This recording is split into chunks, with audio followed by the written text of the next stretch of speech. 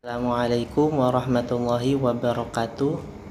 Kami dari kelompok 1 yang beranggotakan 3 orang, Fahim Hayatuddin, Alif Khofasa Nurjana, dan Alvin Putri Damayanti, akan menyajikan materi tentang pengertian, ruang lingkup, dan kegunaan filsafat pendidikan Islam. Baik, langsung saja. Saya, Fahim Hayatuddin, akan menerangkan tentang pengertian filsafat pendidikan. Secara harfiah, kata filsafat berasal dari bahasa Yunani, yaitu kata philos yang berarti cinta dan kata sophia berarti kebijaksanaan.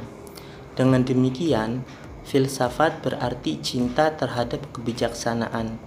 Selain itu, terdapat pula teori lain yang mengatakan bahwa filsafat berasal dari bahasa Arab, falsafah atau al-hikmah yang berarti kebijaksanaan. Orang yang mencintai atau mencari kebijaksanaan atau kebenaran disebut filsuf. Filsafat adalah proses pencarian kebenaran dengan cara menelusuri hakikat dan sumber kebenaran secara sistematis, logis, kritis, dan rasional. Alat yang digunakan untuk mencari kebenaran adalah akal yang merupakan sumber utama dalam berpikir. Sedangkan pendidikan adalah usaha yang bersifat mendidik, membimbing, membina, mempengaruhi, dan mengarahkan setiap anak didik yang dapat dilakukan secara formal maupun informal. Lembaga pendidikan sekolah, keluarga, dan masyarakat, serta lingkungan sekitar dapat menjadi media pendidikan atau penyebaran ilmu pengetahuan. Pendidikan Islam artinya mentransformasikan nilai-nilai Islam terhadap anak didik dan lingkungan sekolah, lingkungan keluarga, dan masyarakat, yang bertujuan membentuk peserta didik yang berkepribadian muslim. Dari pengertian di atas dapat diambil kesimpulan bahwa filsafat pendidikan Islam adalah pengetahuan tentang sistem berpikir kritis, sistematis, logis, dan radikal tentang metode, pendekatan, pola, dan berbagai model pendidikan yang islami yang diterapkan secara formal atau non-formal, baik di sekolah, di keluarga, maupun di lingkungan masyarakat. Yaitu ruang lingkup filsafat pendidikan Islam. Yang pertama, para pendidik. Para pendidik adalah para guru, orang tua, tokoh masyarakat, dan siapa saja yang memfungsikan dirinya untuk mendidik. Yang kedua, anak didik. Secara filosofis merupakan objek para pendidik dalam melakukan tindakan yang bersifat mendidik. Yang ketiga, materi pendidikan, yaitu bahan-bahan atau pengalaman-pengalaman yang disusun sedemikian rupa atau dengan susunan yang lazim dan logis untuk disajikan atau disampaikan kepada anak didik. Yang keempat, perbuatan mendidik, yaitu seluruh kegiatan, tindakan, perbuatan, dan sikap yang dilakukan oleh pendidik sewaktu menghadapi atau mengasuh anak didiknya yang disebut dengan tahzib.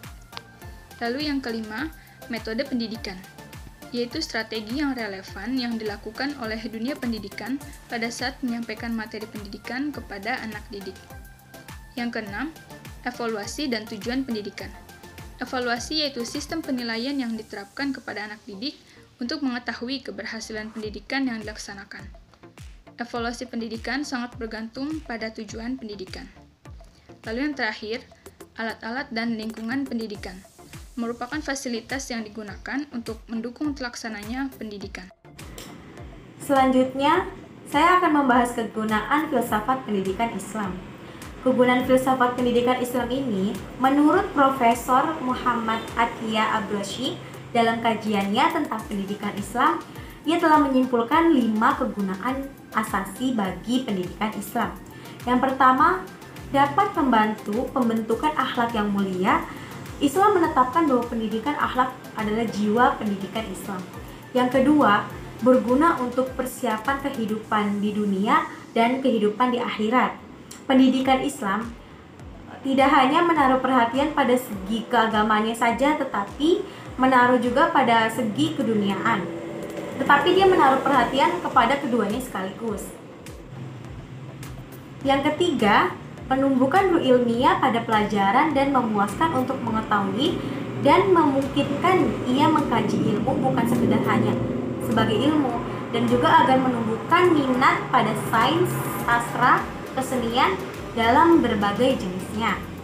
Yang keempat, menyiapkan pelajar dari segi profesional, teknis, dan perusahaan supaya ia dapat menguasai profesi tertentu. Teknis tertentu dan perusahaan tertentu supaya ia dapat mencari rezeki dalam hidup dengan mulia, di samping itu memelihara dari segi kerohanian dan keagamaan.